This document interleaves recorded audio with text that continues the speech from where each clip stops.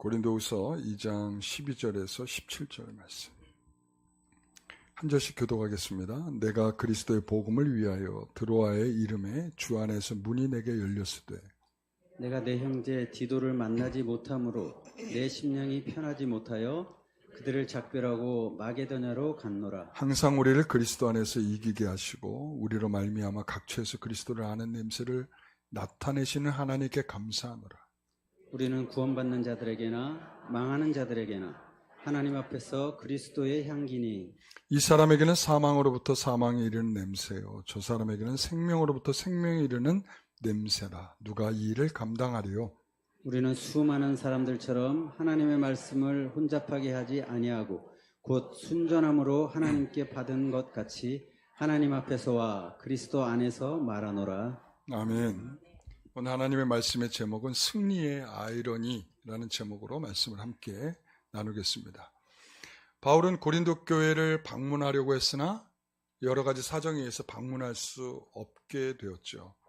그래서 이 고린도 교회 성도들을 눈물의 편지를 써가지고 책망의 편지를 보냈습니다. 바울은 그들을 책망한 것은 단순히 너 왜 그랬어? 라고 혼을 내주려고 하는 것이 아니라 그들에게 진정으로 마음을 돌이키고 하나님이 주시려고 하는 말씀을 잘 헤아리고 또한 하나님께서 주시려고 하는 복 앞에 그들을 궁극적으로 서게 하는 데 목적이 있는 것이죠.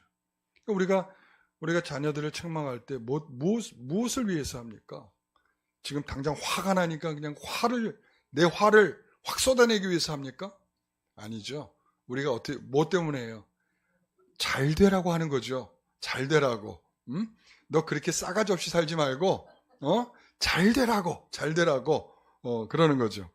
그러니까 이 바울은 나와 너를 근심하게 한 자에 대해서 용서하라고 또 말합니다. 왜냐하면 나와 너, 우리는 이 용서의 주체가 아니다. 누가 용서의 주체죠? 그리스도. 그래서 책망과 용서 사이에는 뭐가 있다고 그랬죠? 먼저는 사탄의 계책이 있다고 그랬죠. 사탄의 계책. 이 사탄의 계책을 우리가 알면서도 뭐한다? 속는다. 이랬어. 알면서도. 우리는 알면서도 속아. 이 보이시피싱 알면서도 속아. 그러니까 알면서도 속는 거는 이게 우리에게 어쨌든 제어 장치가 부족하다. 이렇게 얘기할 수 있어요. 그래서 우리는 책망과 용서 사이에 뭘 가지고 있어야 되느냐? 그리스도의 사랑과 은혜가 있어야 된다. 나도 죄인이었고 그 죄인을 부르기 위해서 예수께서 오셨고 그리고 예수께서 십자가에 죽으셨고 부활하셔서 그 은혜로 우리가 용서함을 받은 거 아니겠습니까? 그 은혜로 우리가 부르심을 입은 거 아니겠습니까? 그러므로 우리는 이 책망과 용서 사이의 그 긴장 속에서 우리가 취할 수 있는 것은 그리스도의 십자가와 부활의 은혜가 우리에게 덧입혀서 우리가 그 은혜를 받은 자다라고 하는 것을 가지고 있어야 된다. 그래서 어떤 의미에서 보면 용서 못할 사람도 없고, 그죠? 그리고 어떤 의미에서 보면 우리가 책망을 못할 사람도 없다. 이 책망도 필요하고 용서도 필요하다. 이렇게 얘기할 수 있죠. 자, 그러면서 바울은 왜 고린도 교회에 내가 가지 못했는지에 대해서 이제 1차전이 끝났고 이제 2차전을 소개하려고 하고 있습니다. 그러면서 나는 매우 힘들었다. 나는 정말 힘들었다. 그 말로 이제 오늘 본문을 시작을 합니다. 그래서 저는 실망과 절망의 포인트가 있다. 이렇게 소개합니다. 12절 13절 같이 읽어봅니다. 내가 그리스도의 복음을 위하여 드로아의 이름에 주 안에서 문이 내게 열렸으되 내가 내 형제 디도를 만나지 못함으로 내 심령이 편하지 못하여 그들을 작별하고 마게도냐로 가노라. 그럼 우리가 잘 아는 대로 지금 몇 차례 설명했던 대로 바울은 이제 고린도에 가지 못하는 이유에 대해서 막 설명을 하면서 근심 중에 내가 고린도 방문을 하지 않겠다. 그리고 내가 그들에게 가더라도 사랑의 마음으로 하겠다. 그래서 이 사랑의 마음 때문에 내가 직접 가는 것보다는 편지를 쓰겠다. 그래서 눈물의 편지를 쓴 거란 말이죠. 그런데 이 편지가, 그러니까 내가 이 편지를 보내놓고 나니까 이 책망을 막 쓰다 보니까, 여러분들 이게 문제가 뭐냐면, 편지는 여타의 설명이 더 없잖아요. 이래서 너 왜 그랬어? 그러면 이게 화나는 어쩐지, 아니면 자비롭게 너 왜 그랬어? 그러는 건지 잘 모르잖아요. 그렇죠? 그러니까 너 왜 그랬어? 하면서 거기다 밑에다가 각주를 달아야 돼. 내가 사랑의 말로 부드럽게 내가 너에게 이야기한다. 이렇게 했어야 되는데 이게 그럴 수가 없잖아요. 편지라는 게 문맥이 깨지니까. 그러니까 여기에서 내가 이렇게 너희들에게 좀 책망하고 이렇게 했더니 과연 이 사람들이 상처 없이 내가 보낸 편지를 잘 받았는지, 그리고 고린도 교회 상황이 혹시라도 더 악화된 것은 아닌지, 그 불안한 마음이 있었다는 거야. 근데 그 불안한 마음 때문에 어떠한 지경에 이른 거냐면, 하나님께서 내가 드로아에 있는 동안에 어떤 문을 여셨냐면 전도의 문을 여신 것 같아. 여기 전도의 문이라고 되어 있지는 않지만 다른 데서 보면 그렇게 되어 있잖아요. 전도의 문을 여셨다. 이렇게 되어 있잖아요. 그러니까 전도의 문을 여셨는데도 그 전도의 문을 연 그 드로아에 더 이상 있지 않고 어디로 갔다는 거예요? 마게도냐로 갔다는 거예요. 왜 마게도냐를 갔습니까? 디도 만나러 간 거야, 디도. 그러니까 1시간이라도 더 빨리 디도를 만나가지고 이 고린도 교회 형편에 대한 이야기를 듣고 싶은 마음이 너무 간절하니까 불안과 초조 속에 어디로 달려갔어요? 마게도냐로 달려갔다는 거죠. 그러니까 바울은 지금 복잡한 심정이 있어요. 그래서 오늘 13절에 보니까 이렇게 말하죠. 내 심령이 편하지 못하여 평안을 잃어버렸다는 거야. 뭐 때문에? 내가 편지를 써놓고 불안과 초조 속에 내가 얼마나 힘든지, 이런 거죠. 여러분, 우리가 어떤 사람과 갈등이 있어가지고 그 사람한테 확 쏟아내고 나면, 확 쏟아냈어. 그리고 뒤돌아서면서부터 우리는 뭐 하냐면 후회하기 시작을 해. 아유, 내가 좀만 더 참을걸. 그러고 난 다음에 이제 집에 가서 이제 싸매고 눕는 거지. 아유, 내가 그때 그런 말을 하기보다는 좀 이렇게 이야기했으면 더 좋았을 텐데. 그리고 또 어떤 경우가 있냐면, 또 말하고 난다 내가 다 말하지 못한 것 때문에 분해가지고 집에 갔더니 내가 그렇게까지 더 말을 했었어야 되는데 바보처럼 내가 말을 왜 거기까지밖에 못했는가, 뭐 이런 생각들도 하죠. 근데 어찌됐든 사도 바울은 지금 이 복잡한 심경이 불안과 초조로 디도에게 빨리 달려가고 싶은 마음으로 있었다는 거야. 여러분 생각해 보세요. 이런 복잡한 감정에서, 이런 실망과 절망의 감정에서 하나님은 과연 어떻게 역사하시는가? 여러분, 우리가 정서적으로 불안한 상황에 있을 때 하나님께서 내게 응답을 주시지 않는다라고 생각할 가능성이 높죠. 그렇잖아요. 뭐라고? 자, 우리가 기도했어. 근데 기도했더니 하나님께서 내 마음속에 평안을 주시더라는 거야. 아, 기도의 응답이다. 이렇게 생각하죠. 그죠? 네? 그런데 지금 사도 바울은 어때요? 지금 불안하다니까. 초조하다니까. 지금 빨리 달려가서라도 디도에게 이 소식을 듣고 싶다니까. 그러니까 이 정서적으로 이런 불안하고 평안하지 못한 상태에서 하나님이 과연 어떻게 역사하시는가. 근데 저는 목회자다 보니까 목회적으로 보이는 것 같아요. 그러니까 이 바울이 목회자의 마음으로 지금 있으니까 이 불안초조인 거지. 만에 하나라도, 성도 하나라도 내가 어떤 말실수를 통해 가지고 그 성도가 교회를 떠나고 주님을 떠나는 일이 생겼다 이거예요. 그럼 그 책임 다 누구에게 있어요? 목사에게 있어요? 바울에게 있는 거 아니고? 지금 바울에게 있는 거잖아요. 그죠? 물론 저도 마찬가지예요. 제가 성도들에게 핀잔을 팍 줘가지고 나 이제 내일부터 교회 안 와요. 그리고 떠났으면 누구 책임이에요? 제 책임이죠. 그러니까 혹시라도 그런 일이 있을까봐 사도 바울이 지금 벌벌 떠는 거예요. 그러니까 어떤 불안함보다 내가 이렇게까지 했어야 되는가? 그리고 그런 마음의 불안함들이 계속 있었던 거죠. 여러분, 만일 이 부정적인 상황이 있을 때 이 절망의 감정에서 사실은 일반적으로 사람들은 어떤 마음이 들 것 같아요? 그러니까 여기에서 진짜 절망했어. 진짜 실망하고 그랬어. 그럼 어떤 마음이 들 것 같아요? 이 사건을 보면서 고린도 교회에 대해서 어떤 마음을 표현할 것 같아? 야, 니네들이 정말 그럴 수 있냐? 내가 지금 꾹 참고 얘기 안 하고 있는데 너희 정말 그럴 수 있어? 내가 너희들에게 복음을 전했고 내가 열심히 내가지고 교회를 세웠는데 니네들이 지금 나한테 그렇게 말할 수 있어? 그렇잖아요. 그러면서 내가 한마디 했다고 너희들 지금 삐져가지고 지금 그럴 수 있어? 그리고 내가 지금 사정이 생기면 못 갈 수도 있지. 지금 못 온다고 너 사도 맞냐고까지 얘기한다면 지금 그게 오라? 여러분 이렇게 얘기를 할 수 있단 말이에요. 그러면서 자 그래 이제 알았으니까 이제 니네들 하고 싶은 대로 해. 어떤 마음이 회피하는 마음이 들어요. 기본적으로 그렇잖아요. 내가 너에게 한 만큼 뭐가 결과가 오지 않고 삐딱하게 나가면 있잖아요. 우리가 자식한테도 그러잖아요. 네가 알았어. 네 마음대로 해. 회피하고 싶죠. 그렇죠? 그러니까 그런 감정이거나 완전히 그것 때문에 눌려가지고 더 이상 마음이 자유롭지 못한 상태가 되거나 아마 그럴 거예요. 그래서 제가 오늘날 많은 목회자들이랑 이렇게 대화를 하면서 느끼는 감정 중에 하나가 뭐냐면 번아웃된 이 목회자들이 많아. 이 번아웃이 뭐냐면 우리가 일종의 고갈된 거야. 그러니까 에너지, 내가 쓸 수 있는 에너지가 다 고갈되든지 아니면 정서적으로 탈탈 털려가지고 더 이상 뭔가 하고 싶은 의욕을 느끼지 못하는 거야. 그러니까 우리 있잖아요. 이게 개척교회 수준에서 못 벗어나고 있는 그런 교회들 같은 경우 내가 아무리 해봐도 내가 아무리 복음을 전해봐도 교회 성도들이 안 온다 이거야. 그러니까 아무리 발버둥 쳐봐도 안 되는 그 상황들을 계속 10년, 20년 여러분 한번 살아보세요.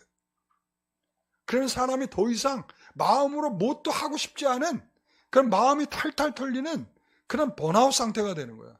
그리고 어떤 경우도 있냐면 그러니까 10년, 20년을 목회하고 우리 교회 정도 되고 우리보다 좀 더 큰 교회가 되고 이래도 요즘에 목사들이 뭐가 뭐냐 공황장애가 그렇게 많대. 공황장애가 그렇게 많대.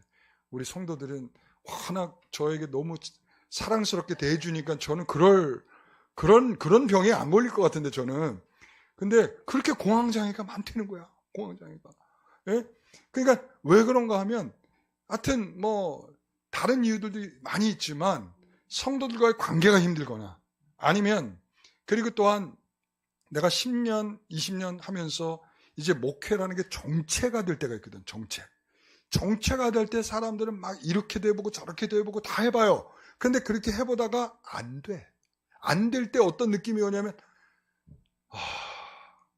나는 안 되는구나. 그래서 내 육신과 영혼과 마음이 탈탈 털려가지고 두 손을 다 늘어뜨리고 난 아무것도 못해. 니네들이 알아서 해 이제. 이렇게 되는 거죠.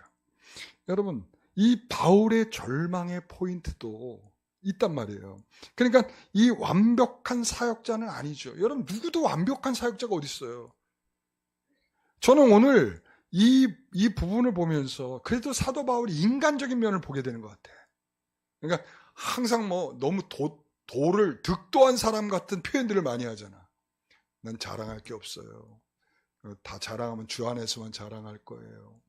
그리고 난 모든 것이 다 하나님의 은혜예요. 다 도 닦은 사람 같은 표현만 하잖아요. 그런데 저는 이 부분을 보면서 되게 마음이 위로가 돼. 난 이 자체에서 굉장히 위로가 돼. 사도 바울도 별 수 없는 사람이구나.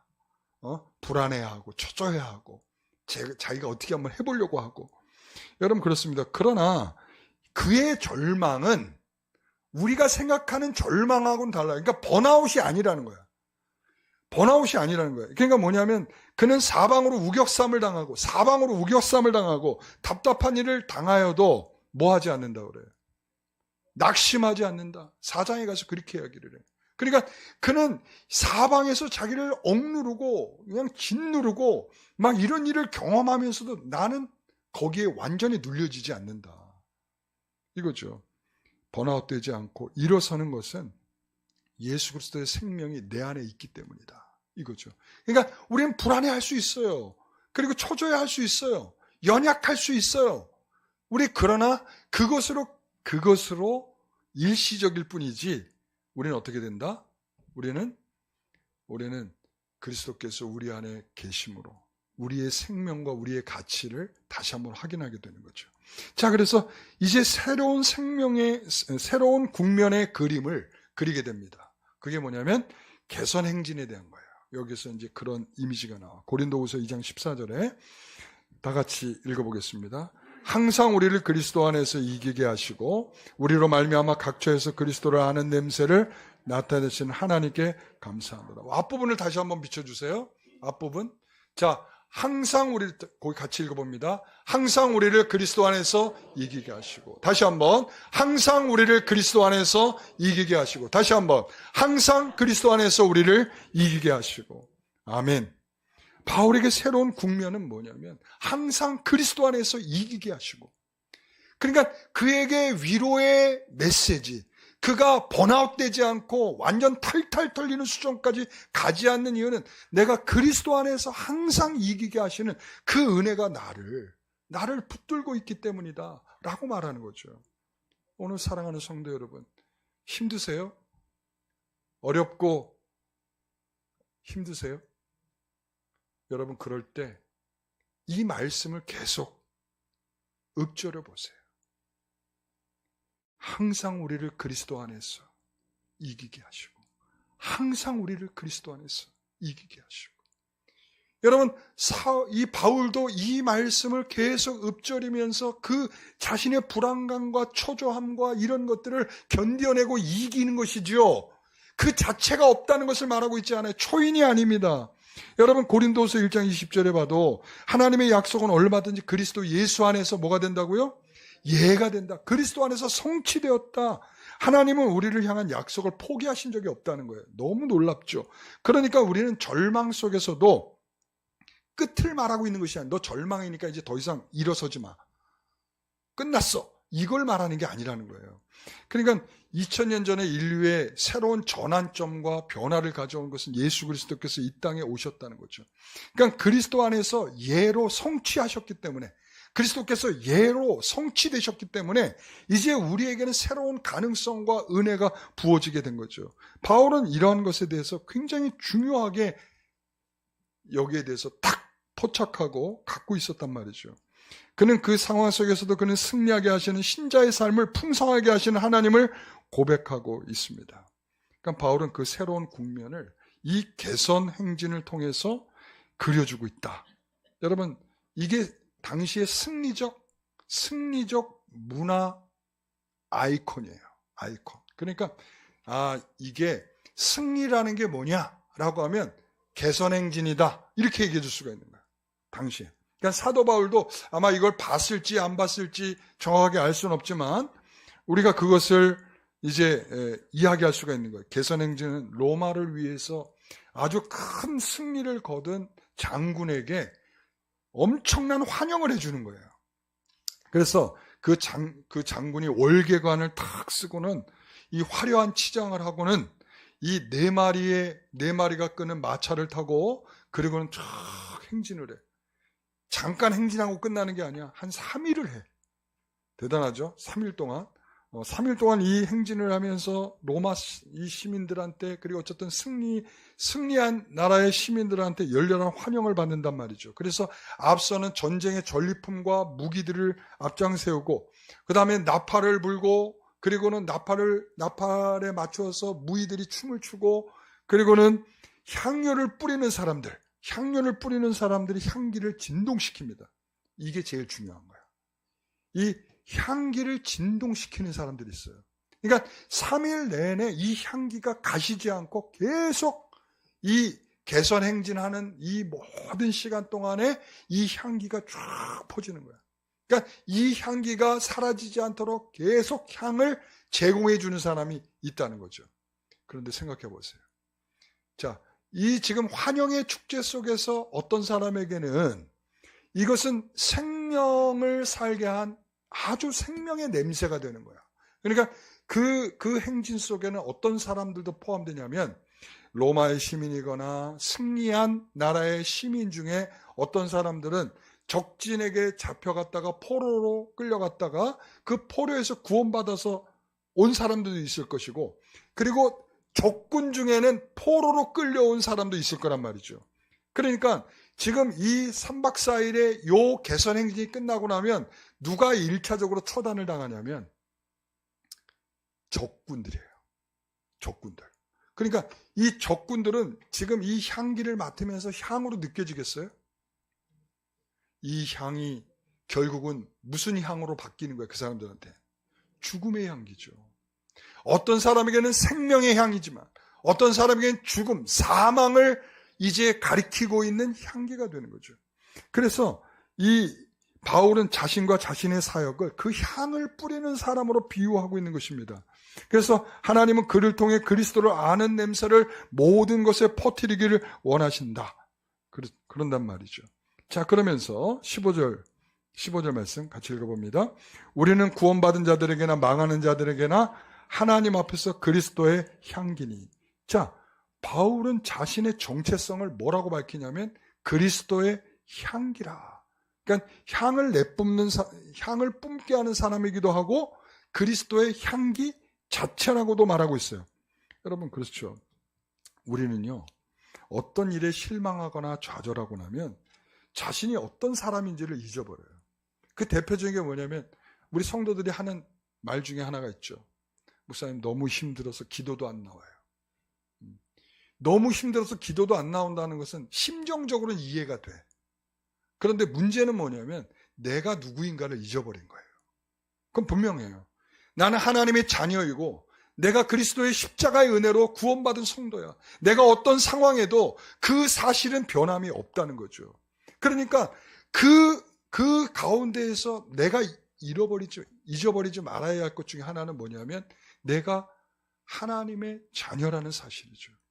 여기서 그는 분명하게 하고 있는 거예요. 바울은 자신의 정체성을 뭐라고 말해요? 나는 그리스도의 향기다. 바울은 그리스도를 드러내는 향기의 삶을 살아야 한다고 말하고 있는 거죠. 그런 점에서 그리스도의 향기는 바울의 정체성이란 말이에요.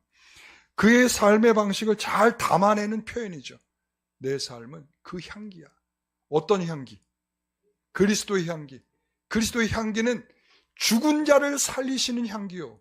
생명으로 죽었던 자를 생명으로 이끌어가는 향기란 말이죠. 그래서 오늘 바울은 그리스도를 통해서 쟁취하신 하나님의 승리를 마치 냄새를 퍼뜨리는 것처럼 설명하고 있단 말이죠. 그래서 자신의 정체성을 잊지 않고 더욱 또렷하게 확인하는 것, 이게 새로운 국면의 전환이란 말이에요. 여러분 그러니까 어떤 상황에서도 내가 누구인가를 잊지 마세요. 여러분 내가 누구인가? 내가 어떤 사람인가? 내가 어떻게 구원받은 사람인가? 여러분 이것을 잊어버리면 신세 한탄하게 돼 있어요. 내 인생은 왜 이런가?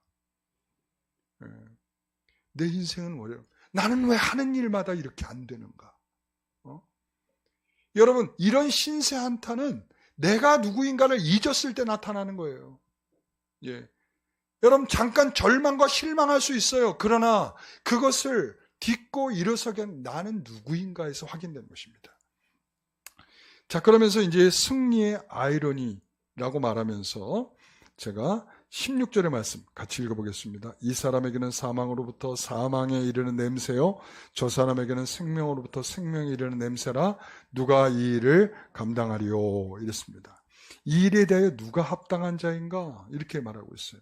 그러니까 승리의 아이러니는 뭐냐면 여러분 승리는 승리할 만한 사람이 하는 거죠. 예를 들어서 이 체격이 아주 우람한 100kg의 사람과 체격이 아주 왜소한 50kg의 사람이 서로 씨름을 해. 여러분 누가 이기겠습니까? 그럼 뭐 빤한 거죠. 빤한 거잖아요. 그죠? 그러니까 우리는 그렇게 인식돼 있어요. 그래서 승리의 아이러니라고 하는 것은 뭐냐면 50kg의 사람이 100kg의 사람을 이긴다는 거야. 지금 이길 수 있다는 걸 얘기하는 거예요. 이게 아이러니죠.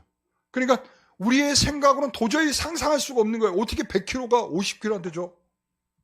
그렇잖아요. 그죠? 근데 질 수도 있어요. 예. 기술이 뛰어나면 여러분 충분히 이길 수가 있습니다. 이 바로 바울은 그런 말을 하는 거예요. 근심하고 불안하고 평안을 잃어버린 내가 과연 내가 그 일에 합당한 사람인가?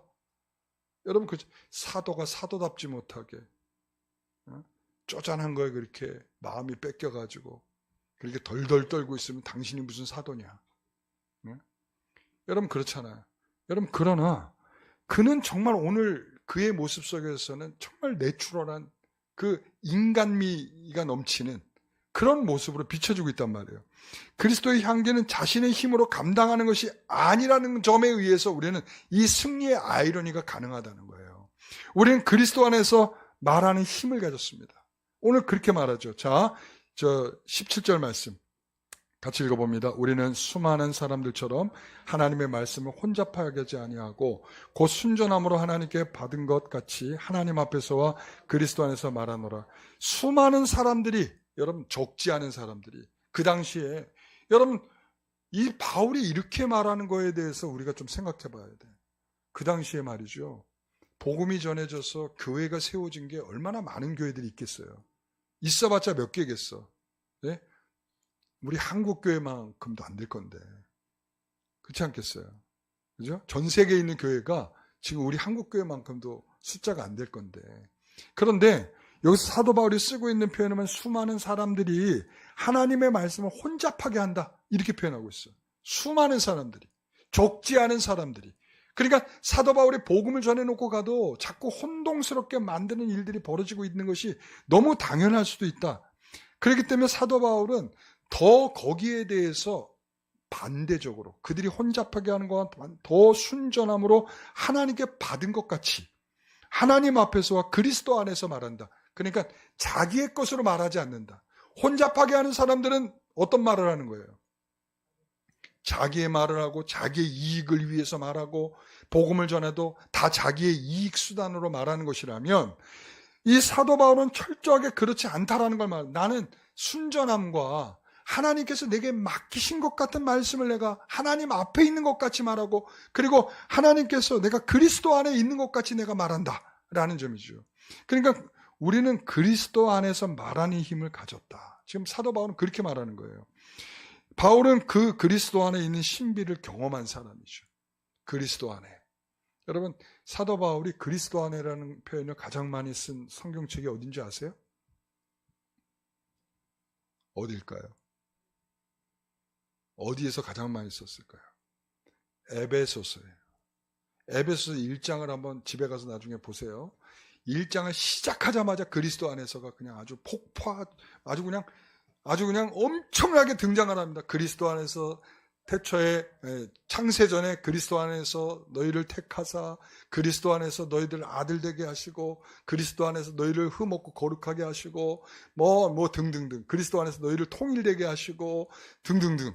그러니까 사도 바울은요, 그리스도 안에 있는 신비를 경험한 사람이에요.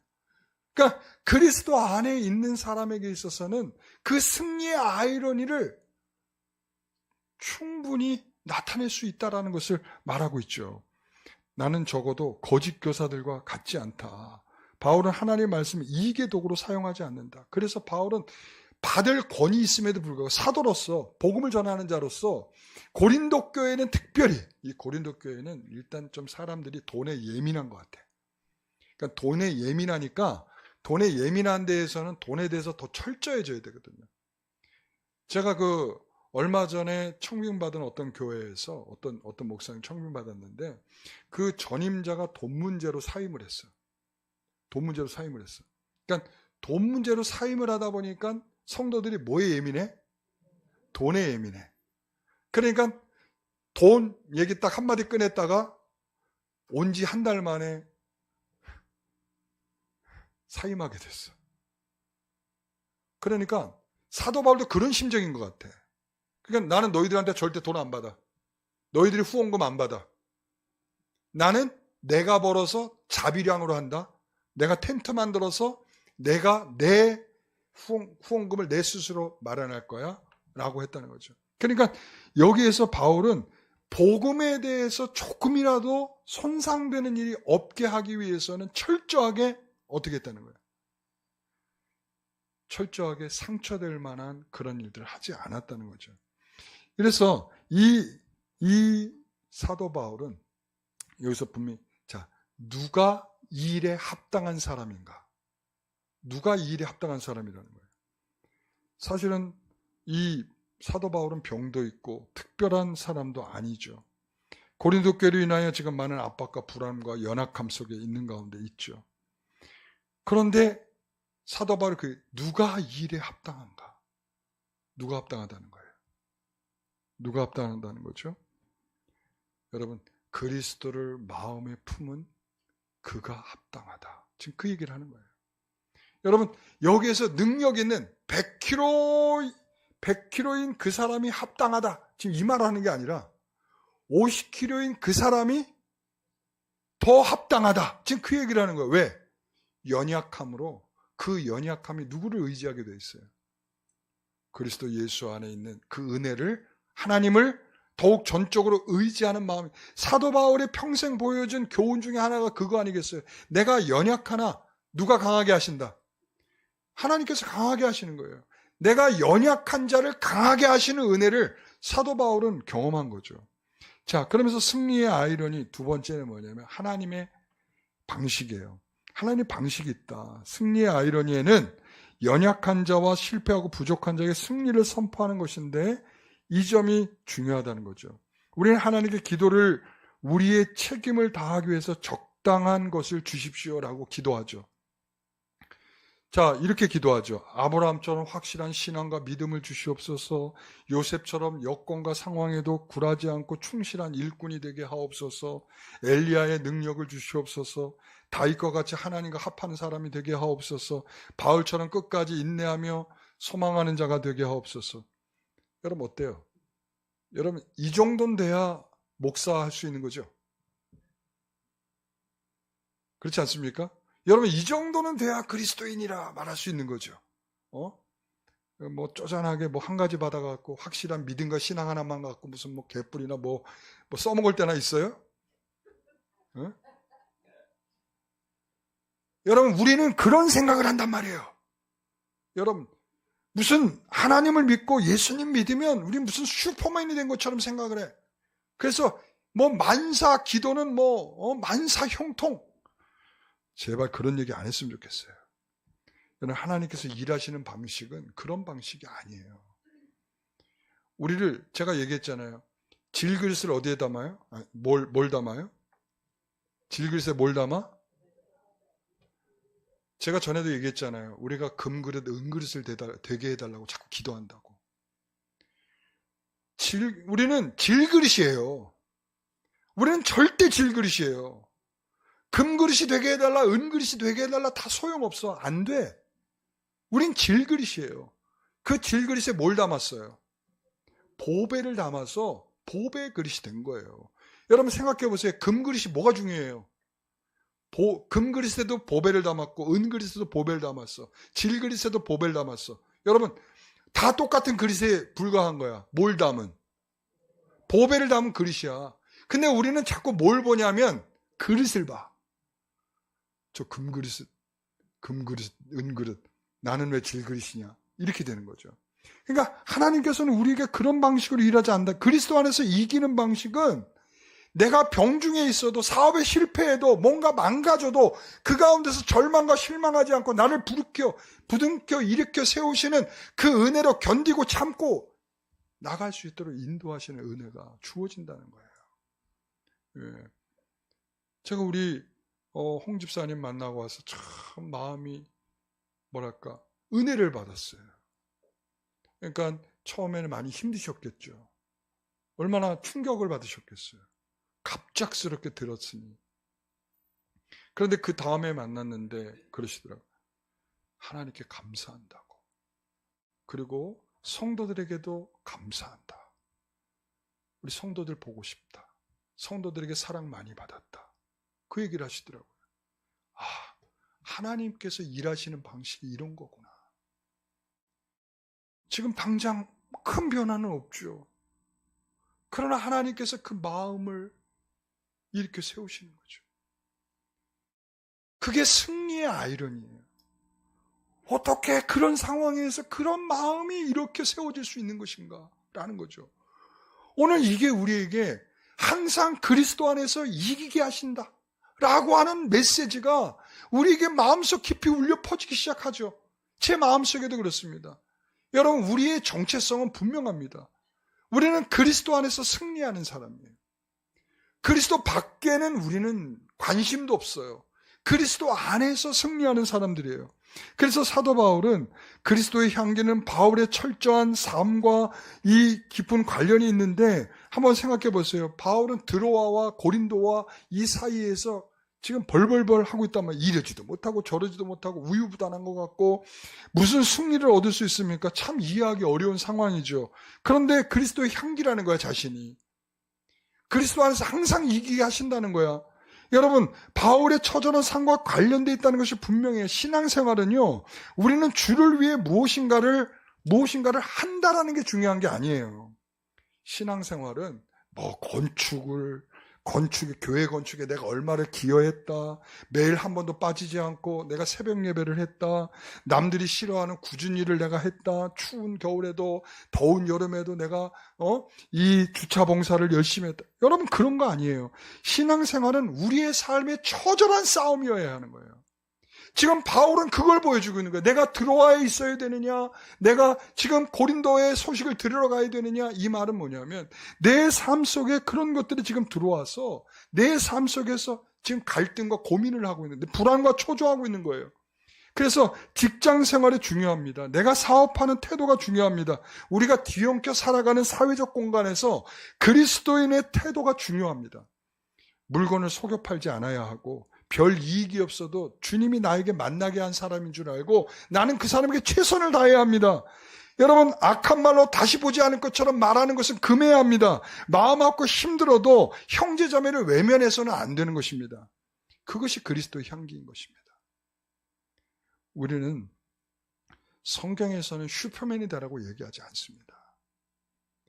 이렇게 자잘한 우리의 인생의 삶 속에 벌어지고 있는 다양한 일들 속에서 그리스도의 사람으로 그것을 보고 해석하고 그것을 가지고 살아가고 잊지 말라는 것입니다. 내 삶 속에 우리는 계속 잊어버려요. 내가 누구인지를, 내가 어떤 은혜를 받았는지, 내가 어떻게 구원을 입었는지 다 잊어버려. 그냥 사건만 만나면, 무슨 일만 만나면 우리는 다 잊어버려. 다 잊어버리고 그냥 아이 죽겠네, 못 살겠네, 이렇게 돼버리죠. 여러분, 내 안에 보배를 담았다니까요. 볼품없는 질그릇이지만 그 가운데 누굴 담았어요? 보배를 담았어요. 성도는 한순간도 주님을 의지하지 않고 살아가지 않는 것이 바로 성도란 말이에요. 여러분, 제가 신학교에 갈 때 왜 우리 아버지는 목사님이 아니십니까? 왜 우리 아버지는 장로님이 아니십니까? 라는 마음이 컸어요. 딱 갔는데 이건 뭐 완전히 그러니까 뭐랄까, 상대적으로 박탈감? 뭐 다른 사람들 뭐 신앙생활들도 오래 했거나 아니면 뭐 아버지가 목사거나 뭐 장로거나 뭐 최소한 뭐 안수 집사거나 막 이런데 뭐 우리 아버지는 이제 성도이시고 그런 거야. 막 그러니까 참 난감하더라고요. 나도 실력이 없는데 아버지까지 실력이 없으니까 이거 진짜 난감하더라고요. 근데 제가 어느 순간에 그런 생각을 했어요. 나와 같은 목회자는 그렇게 실패 속에 뭔가 이 특별히 다루신 하나님의 역사 속에서 부르셔서 그러나 그것을 끌고 가시는 거죠. 그런데 아버지가 목사고 장로인 이 신학생들은 그냥 태어날 때부터 뭐 했어요? 예? 저기잖아요. 뭐 우리가 잘 아는 못된 신앙이잖아. 못된 신앙이고 차분히 성장하고 자라면서 하나씩 쌓아오면서 신앙의 길이 와서 지금 목회자가 돼가고 있단 말이에요. 그러고 나서 내가 지금 몇십 년이 지나고 보니까 저는요, 맨 처음에 그때 너무 힘들었어요. 왜 힘들었냐면 신학교에 딱 갔는데 1학년에 돼서 그나마 이제 믿을 건 우리 교회 담임 목사님이었는데 그 믿을 만한 담임 목사님조차 하나님께서 쫓아버리시더라고. 그래서 미국으로 쫓겨나서 가셨어요. 그러니까 난 믿을 사람이 아무도 없는 거야. 내가 진짜 하나님께 너무하다 그랬어.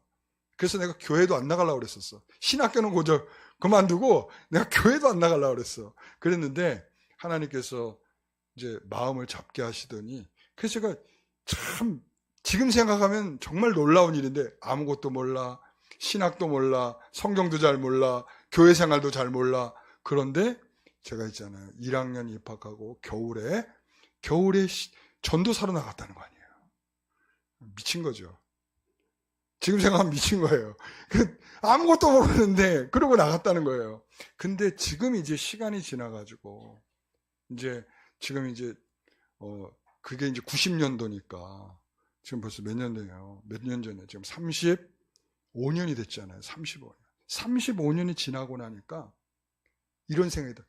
이렇게 시작했든 저렇게 시작했든 지네 아버지가 목사였든 우리처럼 그냥 성도였든 아무것도 아니었든 지금 보니까 뭐 별반 차이가 없어. 그렇더라는 거예요. 그러니까 우리는 무엇이 최선이냐? 항상 이걸 따져. 뭐가 최선이야? 뭐가 더 좋냐? 그거 상관없다니까. 그리스도의 승리는 여러분 십자가의 승리예요. 그러니까 승리의 아이러니가 이미 십자가에 있어. 십자가에 그 아이러니가 담겨 있고요. 성도들은 그 아이러니를 믿음으로 그 아이러니 속에 사는 거예요.